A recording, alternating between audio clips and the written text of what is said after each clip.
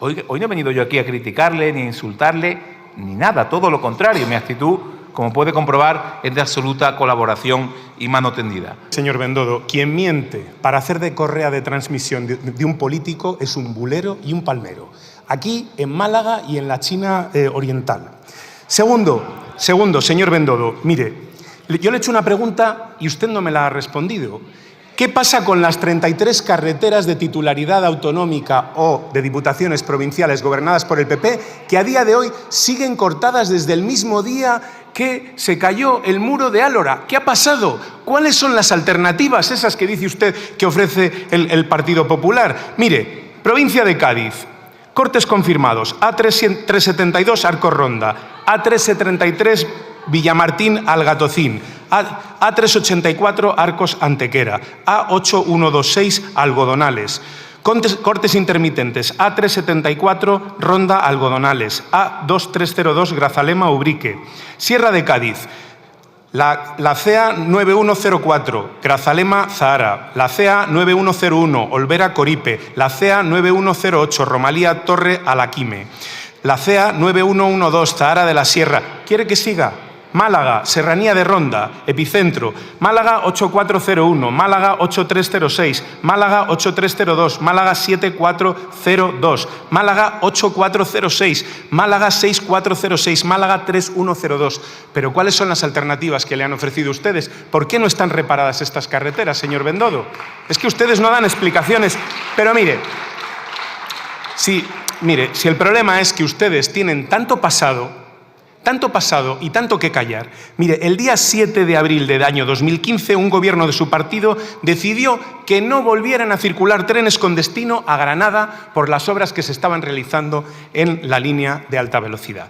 Obviamente, a raíz de esta decisión, Granada perdió la conexión directa con Madrid, con Sevilla, y los usuarios fueron obligados a realizar transbordos en autobús. ¿Saben ustedes hasta dónde y desde dónde? Desde Antequera. ¿Sabe cuánto duró aquel aislamiento, señoría? 1.308 días. Entonces no se acordaron ustedes de Julio César. Se ve que, en fin, Julio César, solo se acuerdan ustedes de Julio César cuando debaten conmigo. Yo se lo agradezco, que me compare usted con Julio César, en fin, es todo un halago. Pero fíjese, hasta noviembre del año 2018...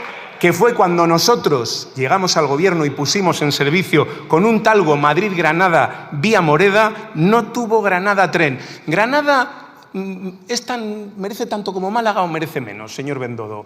Es decir, ¿merecía su atención Granada? O entonces, por la razón que sea, pues no se acordaron ustedes de Granada. Fíjense, la Diputación de Granada publicó un informe en marzo del año 2018 con la estimación de lo que la provincia había dejado de ingresar por la desconexión ferroviaria durante 3 años.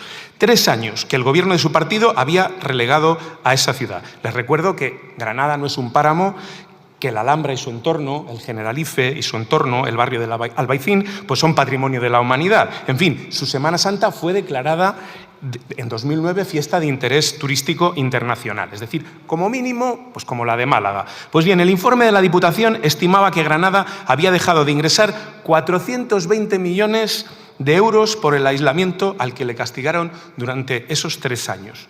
Y para hacer este cálculo había tenido en cuenta previsiones de Adif, que contaba con que la línea de alta velocidad de Granada tendría una ocupación anual de 1,7 millones de pasajeros, de los que la mitad serían turistas. Bueno, esto es en lo que cifró la Diputación de Granada el coste de la privación de ese servicio durante 3 años. ¿Cuáles fueron las alternativas?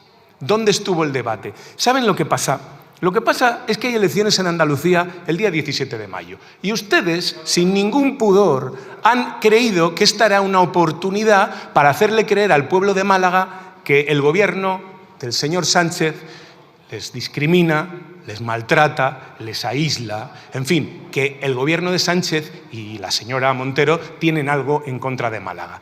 Es tan patética la utilización que han hecho ustedes de esto, que al final han conseguido ser la mofa y la befa de una parte muy importante de Málaga, señor Bendodo. Se hacen chistes con el dinero que ustedes han calculado que se pierde en la ciudad de Málaga porque no haya tren de alta velocidad durante la Semana Santa. No lo hago yo, los hacen las personas que viven allí, las personas que van a votar el día 17 de mayo. Y espero y deseo que este uso oportunista del debate político y de las infraestructuras de este país lo paguen ustedes caro el día 17 de mayo. Porque esto que ustedes han hecho es electoralismo barato, puro y duro, irresponsable con el país, con las infraestructuras y con la función pública. Muchas gracias. Muchas gracias. Ministro, no es un bulo de la fachosfera, no, porque estos no son errores administrativos, señor ministro, estos son obstrucciones a la justicia. ¿Están ustedes intentando encubrir? ¿Calculan pruebas, señor ministro? ¿Es eso lo que están haciendo? Mire, señora Mejía, el túnel del Garraf es fruto de un mal y antediluviano diseño que hoy jamás se plantearía por ahí. Jamás. Las obras del túnel del Garraf, ya se lo dije, están contratadas desde hace meses y están a punto de comenzar. Si se han retrasado, ha sido precisamente por expreso deseo de la Generalitat de Cataluña, que quería que se acabaran otras obras en la red antes de cortar el túnel del Garraf para que dejaran de pasar trenes por ahí. En fin, pero da igual. Si es que usted no viene aquí a pedir explicaciones, usted simplemente viene a formular acusaciones que realmente no se sostienen. Y resulta curioso que vengan... Claro, usted dice, ¿quién va a responder por las víctimas de Adamuz? Pero mire, ustedes tendrían, y se lo he dicho muchas veces y se lo repetiré, tendrían alguna credibilidad en esta materia si cuando ustedes sujetaban al señor Mazón en Valencia, después de los 220 muertos de la Dana, hubieran exigido ustedes alguna responsabilidad. Pero esas víctimas les dieron igual. A ustedes solo les sirven las víctimas que pueden utilizar políticamente contra el gobierno socialista. Si no les importan un bledo. Yo estoy cansado ya de tanta hipocresía. Mire, resulta curioso que vengan ustedes aquí a dar lecciones de gestión y transparencia cuando estos días no paran de salir informaciones sobre sus propias cuentas, su financiación o sobre quién cobra y cómo dentro de su partido. Igual, antes de arreglar el sistema ferroviario, tendrían ustedes que arreglar el suyo y preguntarle a su presidente por las cuantías que ha ingresado su mujer mediante Vox Sociedad Limitada. Y no lo digo yo. Lo dicen sus compañeros. Así que vamos a hablar de medidas de gestión y de mejoras, pero vamos a hablar, claro, de su incoherencia, de su política de titulares y de la diferencia entre gobernar un país o dedicarse a agitar el malestar sin aportar absolutamente nada válido. Lo público, ¿le suena? Eso de lo que su líder ha vivido siempre, a pesar de que no para de criticarlo, ya sea ahora como diputado o anteriormente en un chiringuito que le creó a su medida la señora Esperanza Aguirre. A Dios rogando y con el mazo dando. Y lo más llamativo es que hacen todo esto mientras tienen su propia casa manga por hombro. Porque, claro, ustedes vienen aquí a hablar de retrasos de tren y no vienen ustedes nunca a dar explicaciones sobre acusaciones internas muy serias. De esos cobros de 60.000 euros a través de proveedores del partido. Ustedes vienen aquí a hablar de Ábalos, de Koldo, pero ¿y ustedes? Ustedes que no han tocado poder prácticamente en este país todavía y ya dejan ustedes a su paso una estela de corrupción y de hedor absolutamente insoportable. No me quiero imaginar al partido Vox con las cuentas públicas de este país en su mano. Si lo que están haciendo sin haber llegado al poder es esto, me atrevo a decir que es un auténtico juego de niños para lo que le esperaría a este país si ustedes llegaran a gobernar España. No tengo ninguna duda. Y claro, es que no es un caso aislado. Es que hay sanciones por financiación irregular, hay investigaciones, hay denuncias de exdirigentes, hay sospechas de opacidad. Claro, si yo hiciera lo que hace usted, que ya me sitúa poco menos que en el banquillo y me dice que he recibido 3 requerimientos judiciales, yo no he recibido ningún requerimiento judicial, señoría, ninguno. Es decir, usted me sitúa... Mire, yo no he hecho las soldaduras, yo no cojo los carriles y los cambio. Eso no lo hago yo, señoría. Creo que es fácil de entender, ¿no? Pero esto ya me sitúa en primera línea de responsabilidad, no ya política, sino penal. Espere usted, de usted tiempo. Que concluya la investigación, que este país tiene mecanismos para dilucidar la verdad, tanto judiciales como parlamentarios, como de otro tipo. Y si usted lo que quiere es que yo venga aquí a contestar sobre Adamuz, convóquenme, como ha hecho otras veces. Pero es que usted hoy me trae para hablar del sistema ferroviario español. Claro, ¿por qué han convocado ustedes al presidente de Adif? Convóquenme. Si yo cuando me convocan vengo y respondo. 7 horas estuve en el Senado hablando de Adamuz. 5 estuve en este Congreso. 12 horas en total. Y vendré las veces que ustedes me reclamen. Por tanto, lo que no puede usted pretender es que en sede parlamentaria usted formule una interpelación con una temática concreta y hoy pretenda usted cambiarla a su gusto. Pues no, señoría. Si usted quiere que hablemos de un tema, formule bien las interpelaciones. El trabajo parlamentario que usted tiene que hacer, en teoría, desde mi óptica, es bastante sencillo. Yo tengo que gestionar un ministerio muy complejo y tengo que venir aquí también a hacer de parlamentario. Usted solo hace de parlamentaria. Si usted no formula bien las interpelaciones, no se queje de que luego no le respondan lo que usted pretende. En fin. Mire, aquí el problema es un problema de fondo. Ustedes están en lo que están, que es en generar desasosiego en la ciudadanía, hacerle creer que España es un Estado fallido. Eso sí, prometen ustedes servicios de primera, el mejor tren del mundo, etcétera, pero eso sí, rebajando impuestos. Es decir, la cuadratura del círculo. Van a rebajar impuestos, pero van a conseguir que España tenga más y mejor calidad en el servicio ferroviario y eso es absolutamente imposible, señorías. Insisto, vendré aquí las veces que ustedes me convoquen, pero eso sí, hablar de los temas que ustedes eligen. Si los pudiera elegir yo, pues elegiría, pero es que ni siquiera les puedo elegir yo, lo eligen ustedes, sean ustedes más eficientes a la hora de hacer su trabajo. Muchas gracias. De fondo, no es ferroviario, es ideológico. Ustedes vienen aquí a pretender y a exigir infraestructuras perfectas, de primer nivel, billetes asequibles, pero eso sí, mientras tanto, defienden un Estado con menos ingresos. Es decir, quieren servicios de primera con financiación de saldo. Y eso no hay quien lo compre. Y claro, como explicar eso es imposible, recurren a lo de siempre, que es sembrar desconfianza y lanzar eslóganes vacíos. Decir que el dinero de las infraestructuras de nuestro país se lo gastó Koldo o se lo gastó Ábalos en vicios personales. No es cierto. Es ridículo sostener semejante argumento. La línea Madrid-Sevilla ha afrontado una inversión de 780 millones de euros. No es serio lo que ustedes plantean. Y es cierto que lo suyo, además, pues no es un proyecto de país, es una estrategia constante para generar odio y desafección. Dice usted que yo empiezo la campaña insultando a los vecinos de Málaga. Ustedes tienen una costumbre que es interpretar que lo que ustedes representan representa a todo el mundo y que si nosotros les criticamos a ustedes estamos criticando a todo un colectivo. Es decir, si yo digo que un medio de comunicación de Málaga ha contribuido a generar desinformación con bulos y con seguidismo de la Junta de Andalucía, no estoy insultando a los malagueños. Quien insulta a los malagueños es ese medio, que les toma por tontos.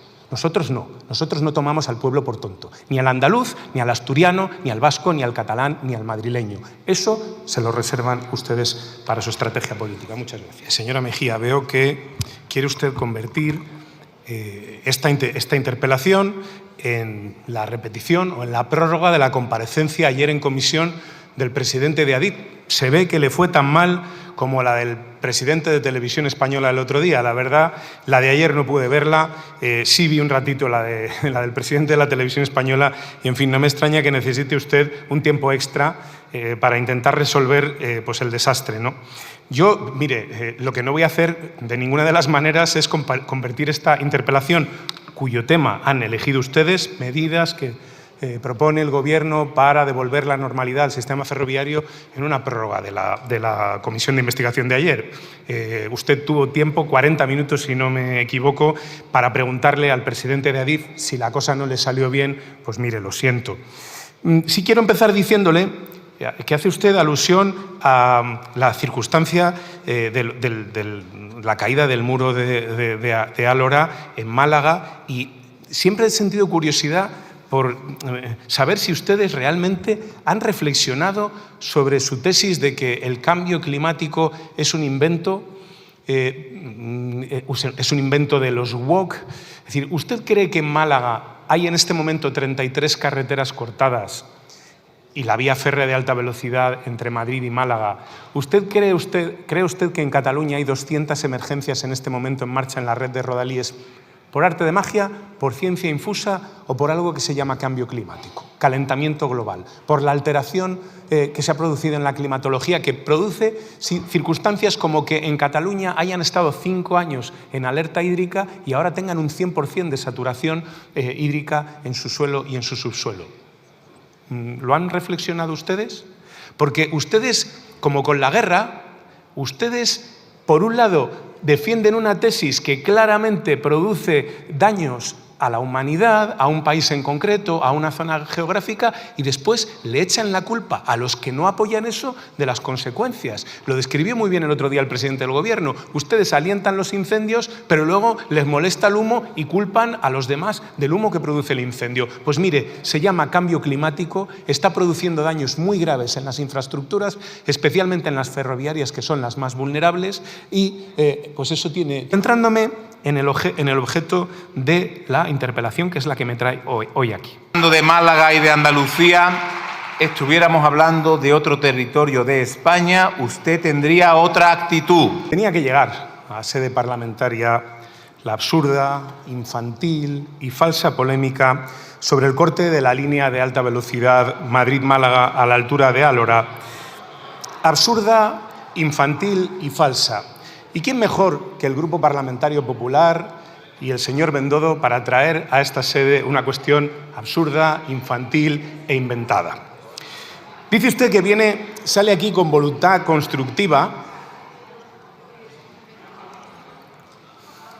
Dice que viene usted aquí con voluntad constructiva y que viene a hacer propuestas. Yo propuestas realmente he escuchado pocas o ninguna, pero eso sí, he escuchado una colección de chascarrillos, bulos, lugares comunes, falsedades, etcétera, que son los mismos que ha venido reproduciendo esa prensa que trabaja a su servicio en Andalucía y que ha llegado a decir que el corte del servicio de alta velocidad va a suponer para Málaga una pérdida de 1.300 millones de euros esta Semana Santa.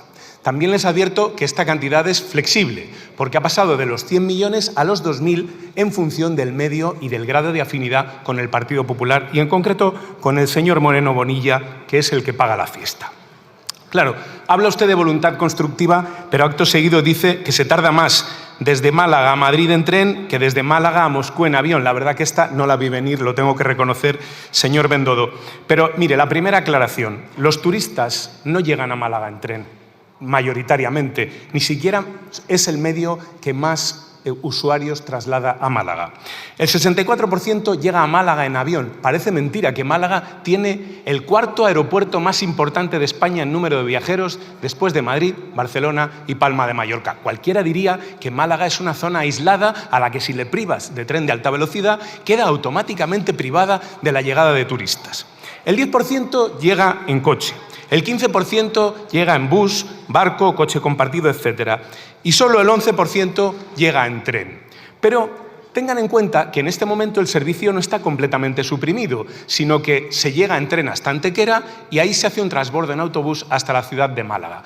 Con lo cual, este servicio diario en este momento está trasladando a Málaga en torno a 3.500 personas día. Más o menos la mitad de los que se traslada en un día normal a Málaga, lo que quiere decir que en este momento solo llegan por tren a Málaga el 5,5% de las personas que se desplazan allí. Vamos a suponer que todos fueran turistas. ¿De verdad justifica? Vamos a suponer que todos fueran turistas y vamos a suponer que ninguno que tuviera la pretensión de viajar a Málaga se busque la vida con un medio alternativo, ya sea el coche, el barco, el avión, etcétera. ¿Se puede afirmar, con el desparpajo con el que ustedes lo han hecho, desde el presidente de la Junta de Andalucía hasta los diarios de cabecera de Málaga, que Málaga va a perder 1.300 millones de euros por la falta de tren de alta velocidad? ¿De verdad hacía falta exagerar tanto? ¿Hacía falta incurrir en semejante ridículo? Claro, el otro día, es verdad, yo en un vídeo contaba mi experiencia infantil para hacer gráfica la postura profundamente infantil de la derecha andaluza y en concreto de la malagueña. Porque yo cuando era pequeño y se acababan los dibujos, yo le pedía a mi madre que hubiera dibujos y mi madre, pues entonces no había vídeo, no había Netflix, pues la pobre no tenía ninguna solución y tenía que soportar mis pataletas. Pues en esta situación me encuentro yo en este momento, porque mire, si lo van a entender rápidamente, el talud que se desprendió en Álora está en este momento en la misma situación que 33 carreteras autonómicas o de diputaciones provinciales gobernadas por el Partido Popular y que a día de hoy siguen exactamente igual que cerradas que el día que colapsaron los taludes que pasaban en su entorno. Exactamente igual. Y claro, permítame que le lance una pregunta, señor Bendodo. Si estas 33 carreteras siguen aún cerradas, ¿es porque el Gobierno de la Junta de Andalucía no ha hecho nada por repararlas? ¿No ha hecho nada? ¿No ha querido hacer nada? ¿O es que están en una situación distinta? ¿Han empleado ustedes todos los medios a su alcance para reponer esta infraestructura o no? Yo quiero creer que sí. O, por el contrario, tengo que pensar, al igual que ustedes lo que quieren es castigar a la población trabajadora de la provincia de Málaga, que utiliza estas carreteras todos los días para ir a su trabajo, a su centro de estudio. ¿No se dan cuenta de que su postura es una postura profundamente infantil, teniendo en cuenta que ustedes gobiernan y saben las limitaciones físicas a la hora de abordar obras de esta complejidad? He explicado que en el Tajo de la obra de Álora hay 23 máquinas y 75 trabajadores. Mire, puedan ustedes decir lo que quieran, pero Adif, una de las cosas que ha demostrado de manera palmaria es su capacidad para reponer infraestructuras seriamente dañadas por los eventos naturales. Ahí están las infraestructuras de La Dana, que se reconstruyeron en tiempo récord. Adif ha puesto toda la carne en el asador, lo crean ustedes o no, por una razón bien sencilla, no solo porque es necesario para Málaga que esa vía de comunicación se recomponga, sino también es necesario para Adif, que está perdiendo los cánones correspondientes a la utilización de esa vía, y es imprescindible para las compañías ferroviarias que prestan sus servicios hasta Málaga con los trenes de alta velocidad. ¿Cómo no va a querer Adif reponer una infraestructura si cada día que pasa es un día de pérdidas para esa compañía y es un día de pérdidas para las compañías ferroviarias? No solo es un interés público ciudadano, es también un interés propio, y es que Adif necesita reponer esas infraestructuras cuanto antes. Si no lo ha hecho antes es porque física y humanamente era imposible. He explicado la complejidad de la obra, no solo con palabras, sino con imágenes. En ese talud, un talud de 300 metros que ha colapsado, talud construido en el año 2007, última revisión, diciembre del año 2025, ese talud que ha colapsado ese muro que ha colapsado sujeta un talud de tierras de enorme volumen, de enorme tamaño. ¿A qué conclusión se ha llegado con los estudios previos a la realización de la obra? A que la única manera de garantizar la seguridad a futuro de ese tramo de vía era desmontar por completo el talud, con la complejidad de que en la zona superior del talud transcurre una línea de alta tensión, una línea eléctrica que también hay que preservar. Y por tanto se ha hecho necesaria la construcción de un muro en la parte superior del talud. Ya no es solo el volumen de tierras que ha habido que mover, sino la complejidad de tener que hacerlo al mismo tiempo que se construye un murete en la parte de arriba, al mismo tiempo que se derriba el muro de contención de abajo, y todo ello intentando no causar daños a la vía férrea. Esto es lo que hemos hecho. Es que me parece absurdo tener que estar discutiendo esto en sede parlamentaria. Este es el pan nuestro de cada día cuando se gobierna. Y como digo, ustedes lo saben. Ustedes han tenido 7 meses cortada la carretera de Ronda por el desprendimiento de un talud. Pero no se acuerdan ustedes, si no ha sido hace 5 años, ni 6, ha sido el año pasado. Concluyeron ustedes las obras en octubre de un talud que se derrumbó en el mes de marzo y tuvieron esa carretera cortada durante 7 meses. Tengan un poco de memoria y tengan un poco de vergüenza, porque me parece vergonzoso traer esto a sede parlamentaria. Fíjese que la discusión que ha tenido lugar en redes sociales, a modo de chascarrillo, de debate de pésimo nivel, no debería llegar a sede parlamentaria, porque esto no es un debate propio de un parlamento de un país como España. Aquí se debaten, creo yo, las cosas serias y con seriedad. No se debaten este tipo de cosas que se resuelven tan fácilmente. Usted me decía, ¿por qué Renfe no ha adoptado medidas como, por ejemplo, lo han planteado ustedes allí, poner un tren de cercanías por vía convencional o utilizar trenes de ancho variable para poder prestar ese servicio? Claro, le tengo que informar. Esto es una pregunta, sí, que tiene seriedad. Lo que pasa es que creo que ustedes deberían conocer la respuesta. Saben ustedes que en Málaga, usted es de allí, hay un taller de Renfe, uno de los más importantes de mantenimiento pesado de todo el territorio español. En ese taller se han quedado retenidos una parte importante del material rodante que habría que emplear para prestar ese servicio. Por tanto, el propio accidente no solo nos priva del paso de los pasajeros de un lado a otro, sino que nos priva de poder meter el material rodante que necesitamos para prestar servicio a hacer el mantenimiento que le corresponde en el taller de Málaga y sacar el material de Málaga fuera para poder utilizarlo en el resto del territorio. Hoy es el día en el que se ha logrado abrir una de las vías y que pasen, creo que remolcados, el material rodante que estaba dentro y poder pasar el material rodante que estaba fuera. De manera que Renfe no es que no haya estudiado, claro que ha estudiado desde el primer día, pero si es la primera interesada, pero no lo ha hecho, no ha tomado la decisión de no prestar ese tipo de servicios por capricho, es porque simple y llanamente, físicamente, no era posible, no podía, porque no disponía del material. Ustedes saben cómo estamos de tensionados con el material ferroviario. Saben que si hay algo que no sobra precisamente en la flota de trenes de España es el material de rodadura desplazable, que es la joya de la corona y lo más demandado en territorios en los que hay que manejar anchos de dobles características. La conexión con Galicia, la conexión con Extremadura, la conexión con Cantabria, la conexión con Asturias. Es decir, no tenemos trenes para prestar ese servicio. Ojalá pudiéramos hacerlo. Y de los que disponemos, alguno no tiene la capacidad para transferir todo el público que llega en un tren de alta velocidad, de manera que tendríamos que utilizar un tren para meter una parte del pasaje y al resto moverlo en autobús, como estamos haciendo. Por tanto, por esa razón se llegó a la solución de no aplicar ese tipo de medidas, señor Bendodo, no por capricho, no por capricho. Entonces, yo sí que les pediría, si de verdad tienen esa voluntad constructiva que usted dice tener y esa voluntad propositiva, que estén ustedes abiertos a escuchar y no a lanzar acusaciones antes ni siquiera de que la operadora haya podido proporcionar ningún tipo de explicación. Que confíen ustedes más, no digo ya en mí, ni siquiera en la dirección de Renfe, sino en los trabajadores que hacen los cuadros y los que definen las operativas, que son los que saben si se puede hacer o no, o se puede prestar o no un servicio en los términos en los que ustedes lo plantean. Vamos a terminar esta obra lo antes posible, lo antes posible.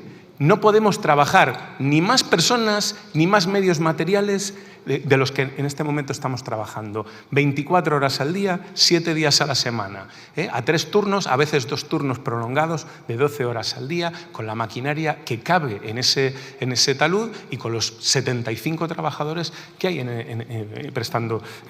realizando esa intervención. Ya nos gustaría correr más. Ya nos gustaría poderle decir a Málaga que las cosas se pueden hacer más rápido y mejor, pero la realidad es que Adif, que ha acreditado su capacidad para hacer este tipo de obras, las hace en el tiempo que puede y con los efectivos de los que dispone, que son los máximos que se pueden poner en esa infraestructura. Muchas gracias. Las cifras, tiene datos, se los voy a dar. Hemos pasado de 1.747 millones de euros de inversión en el año 2017 a 5.200 en el año 2025. Es decir, hemos triplicado la inversión en ferrocarriles en España respecto del último año completo antes de que llegáramos al gobierno. Así, en red convencional hemos multiplicado esta inversión por 7. Hemos pasado de 400 millones en el año 2017 a 2.700 en el año 2025. Por cierto, le diré, 2.700 millones es la cantidad más alta que se ha invertido en red ferroviaria convencional en la historia de España. La más alta. Alta velocidad. Hemos pasado de 1.300 millones de euros de inversión en el año 2017 a 2.500 en el año 2025. En esto hemos multiplicado por 2. Quiere decir que, en contra de lo que algunos sostienen, hemos ido equilibrando las cantidades que se invierten en alta velocidad y en red convencional. El gasto en mantenimiento por kilómetro de red se ha incrementado un 60% desde el año 2017. Hemos pasado de 45.000 euros por kilómetro en el año 2017 a 71.000 en el año 2025. En red convencional Se ha incrementado en un 38%, de 36.000 a 58.000, y en la alta velocidad un 25%, de 77.000 a 110.000 euros por kilómetro de red. Y esta histórica inversión se realiza además afrontando un desafío técnico y de planificación sin precedentes en países del entorno. Lo he dicho muchas veces, hay otros países que prefieren cortar por completo el servicio cuando acometen una renovación de línea. Nosotros trabajamos por la noche, programamos por fases para evitar el corte del servicio y, por tanto, compatibilizamos la prestación del servicio con la realización de obras. Eso genera molestias, genera incidencias, genera problemas, pero la alternativa es, por ejemplo, la que han adoptado en Alemania entre Berlín y Hamburgo, cortar durante muchos meses la línea hasta que terminan las obras que tienen planificadas en ella. Entraña menos riesgos, entraña menos problemas, pero evidentemente durante ese tiempo se priva del servicio, aunque no sea todo lo bueno que se desearía, a los usuarios. Y estos resultados están al servicio de los viajeros. Desde el año 2019, por ejemplo, se han puesto en servicio 812 kilómetros de nuevas líneas de alta velocidad. En 2019, el tramo Antequera-Granada. En 2020, Vandellós-Tarragona y Zamora-Pedralba de la Pradería.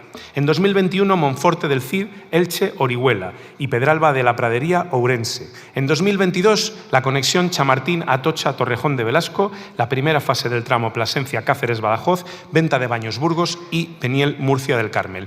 En 2023, la variante de Pajares y en 2024, el bypass de Mérida. Y en Andalucía, por ejemplo, estamos ultimando el bypass de Almodóvar del Río, estamos acometiendo la renovación del tramo Paloma del Río-Villa del Río, dando un impulso decisivo a la línea de alta velocidad Murcia-Almería, que está en ejecución en todos sus tramos, en ejecución o ejecutada ya en todos sus tramos y próxima a su finalización en el año 2027. Estamos trabajando en el proyecto de integración en Granada, ya en una fase muy avanzada, donde, por cierto, también pusimos en servicio el nuevo cambiador de ancho. Hemos comenzado los proyectos del tramo Granada-Almería. Estamos avanzando en la variante de Loja, las duplicaciones pendientes del tramo Antequera-Granada, redactando los proyectos de la alta velocidad Sevilla-Huelva, los 5 proyectos. Solo en proyectos en la provincia de Huelva, en este momento, nos estamos gastando 35 millones de euros para llevar allí la alta velocidad. Estamos dando un impulso decidido a la línea Algeciras-Bobadilla, común a los corredores Atlántico y también Mediterráneo. Hemos constituido la mesa técnica del ferrocarril en Jaén y estamos acometiendo importantes mejoras en las cercanías de Málaga. Y Renfe, por su parte, está liderando la transformación del sector ferroviario con la inversión más alta en material rodante de su historia, 6.000 millones de euros hasta 2029. Y en Renfe esto se materializa, primero, en un plan integral de talleres y mantenimiento 2025-2030, en el que Renfe va a ejecutar una inversión histórica que supera los 1.000 millones de euros y que sin duda mejorará el servicio. En la mayor incorporación de flota de servicio público de nuestra historia, con una inversión de 4.000 millones de euros, tras años de abandono del sistema ferroviario. Quiero recordarlo, el último tren de cercanías que llegó a España fue en el año 2008 con el gobierno de Zapatero. Desde entonces no ha llegado un solo tren a nuestro país, un solo nuevo tren. 423 se van a incorporar a partir de este mismo año a nuestra flota. Y hoy mismo, tengo que hacerlo público, el Consejo de Administración de Renfe Operadora está debatiendo y acordando la adquisición de 30 nuevos trenes de alta velocidad, que alcancen, señora Mejía, sí, la velocidad comercial de 350 kilómetros por hora. No vamos a renunciar a modernizar nuestra red con mejores medios y mayor capacidad. En el plazo de ejecución del contrato, que es de 6 años, Renfe prevé adquirir un total de 30 trenes y sus respectivas piezas de parque, con un presupuesto de 1.362 millones de euros que se suman a los 4.000 antes mencionados, y que podría llegar a alcanzar 4.150 millones, contando las opciones de compra de los 10 trenes más y el mantenimiento. Dicho todo esto y unido a la anterior interpelación, a estas alturas es fácil desmontar el marco que intentan imponer siempre desde la derecha de este país. Para empezar, porque no, el sistema ferroviario español no vive una situación de supuesta anormalidad permanente. Funciona y lo hace razonablemente bien para millones de ciudadanos cada día. Y buena prueba de ello es que dejamos el año 2025 con la cifra récord de viajeros en todos los modos de transporte por tren de nuestro país, desde las cercanías hasta la alta velocidad, pasando por los servicios AVAN y por la media distancia. ¿Hay incidencias? Sin duda, como en cualquier sistema complejo. Y es verdad que hoy las incidencias afectan mucho más que hace años. Cuando había 6 trenes de alta velocidad por sentido entre Madrid y Sevilla, cuando un tren sufría alguna incidencia, había horas de gap entre uno y otro para proceder a su reparación. Hoy, solo en el punto Torrejón de Velasco pasan 186 trenes diarios en la línea Madrid-Sevilla. Quiere decir esto que si hay una incidencia en ese punto o en cualquiera de los puntos de la red, la afectación es infinitamente superior. ¿Quiere decir esto que estamos peor que en los años 90? No, estamos muchísimo mejor. Tenemos alta velocidad hasta Galicia, alta velocidad hasta Asturias, tenemos alta velocidad hasta muchas capitales andaluzas, con la excepción de Almería y Huelva y Jaén, que pronto tendrán también acceso a la alta velocidad. Tenemos el corredor mediterráneo en ejecución en un 82%. Y cuando llegamos al gobierno no había ni proyectos, en el 60% de su trazado. Es decir, esta es la situación del